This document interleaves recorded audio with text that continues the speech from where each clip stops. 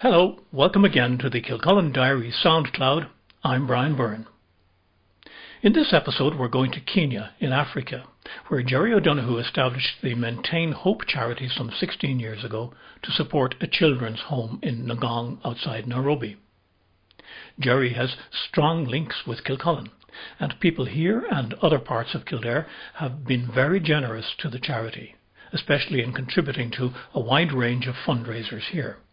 The annual Acoustic Picnic musical event in Kilcullen is a case in point.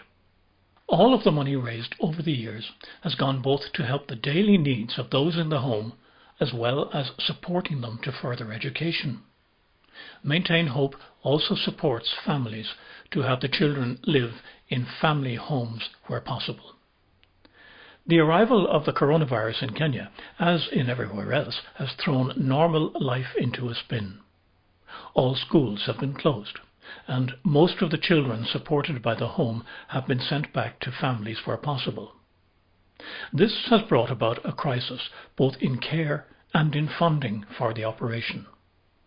I asked Gerry O'Donoghue first to outline the situation at the children's home. Well, the biggest effect it has on the children, we have placed most of them back with their families or with foster care or with relations. So the biggest probably immediate lack is the fact that the schools are closed, because that was the network, that was the way we had of keeping a handle on how they were doing. We made sure that they got at least 2 meals every day. They got breakfast when they went to school and they got their lunch. And the reason, of course, that they were eligible for those meals, that we paid for those meals, is because they just didn't have the resources at home.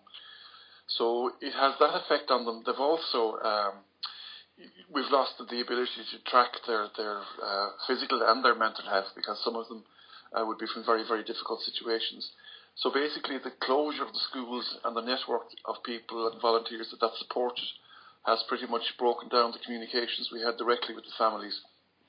Even though Julius, actually as late as today now, he visited all the families with a food drop for Easter.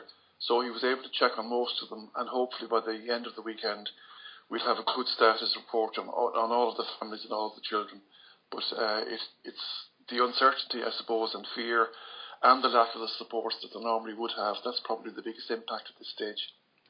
What impact is it having then on your own resources and Maintain Hope to carry out the food drops and everything else that has to be done logistically instead of having it in the school itself?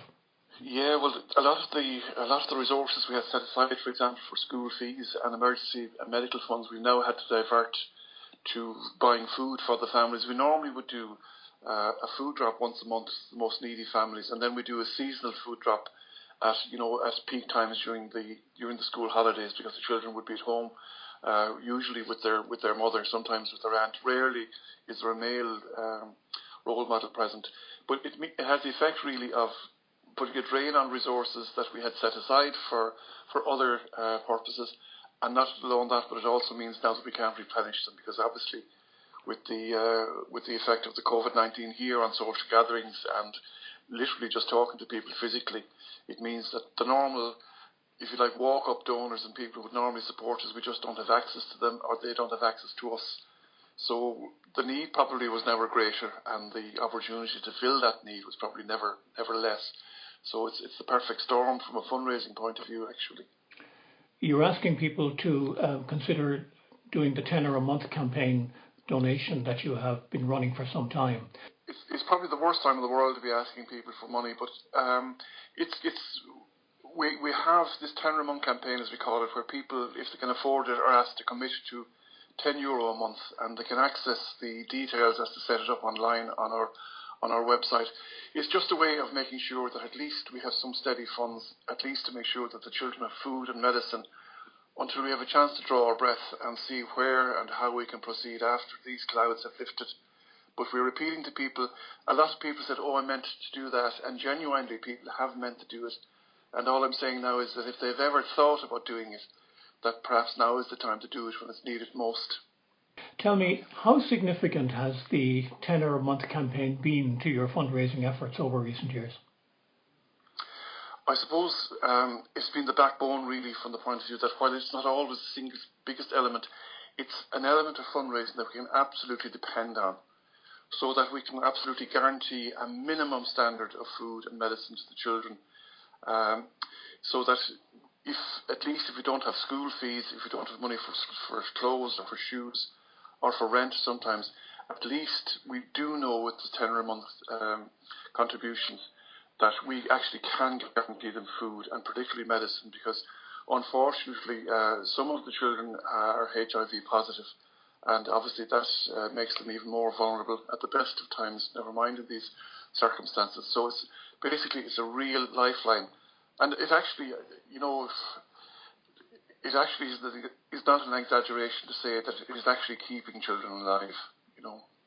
Are you seriously concerned about the general health of the children who are now back in their homes and foster homes for the time being? I genuinely am, because where they live is known as the slum or the ghetto, and they live in corrugated iron houses that are 10 feet by 10 feet, and they are separated not from each other, but the street on which they are placed is actually 1 metre wide. So you have a continuous block of maybe 20 10 by 10 houses in a row, and a metre across from them, then there is another similar row, and then you have a junction, and it goes off to the left and off to the right. So the idea of social separation or physical separation is just not realistic, either within the houses or even from house to house.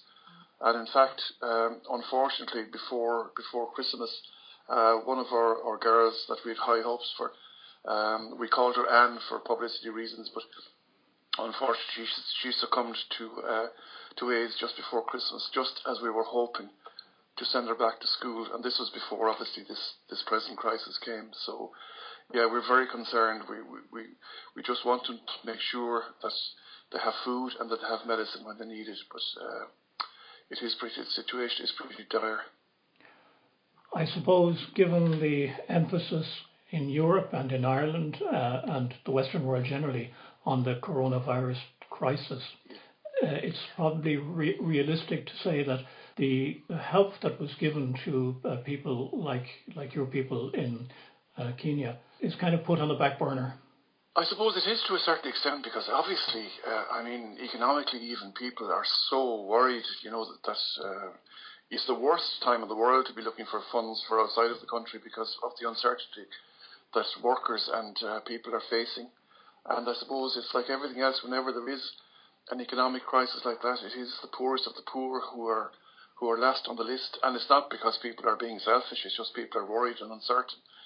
And it's difficult to persuade people sometimes that these children should be considered. And obviously, if people are out of work or they're worried about money themselves, they can't be expected to fork out a tenner a month. But for those who might consider they could afford it, this is an opportunity to make a real difference to real children, and give them a crack, give them a shot at life. You've been listening to the Kilcullen Diary SoundCloud. If you feel you can help maintain hope, go to their website and sign up for the tenner a month. I'm Brian Byrne. Thanks for listening, and come back soon.